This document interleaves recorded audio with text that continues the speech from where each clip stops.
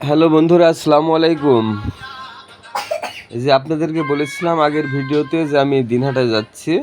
এই দেখুন আমি দিনহাটায় প্রায় পৌঁছে গেছি। এটা দিনহাটা শহরের শুরু।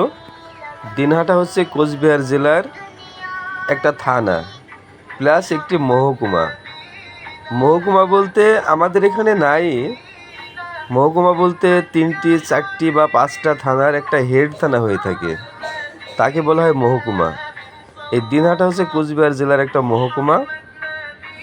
তো এখানে অনেক মুসলমানের বসবাস, আর এখানকার মানুষ অধিকাংশ রংপুরের পাশাপাশি এদের কথাবার্তা চলাফেরা সব কিছু রংপুরের মতোই। রংপুর, নীলফামারী, গাইবান্ধা বাংলাদেশের এগুলোদের মতো। এরা বেশিরভাগ মানুষ এই শুকনোর সময় এরা দেখতে পাচ্ছেন দিনহাটা রেলওয়ে স্টেশনে কাজ চলছে, তাই এরকম অবস্থা।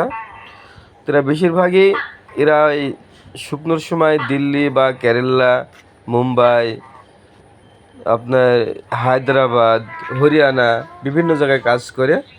আর বর্ষার সময় সব বাড়িতে আসে, তখন বর্ষার শুরু। এই ট্রেনে আপনি দেখতে পারবেন অনেক যাত্রী আছে যারা কাজ করে বাড়ির দিকে আসছে।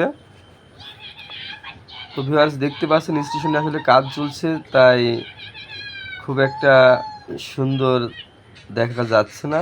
কাজ সম্পূর্ণ হলে তো সুন্দর দেখা যাবে, স্টেশনটা এমনি সুন্দর।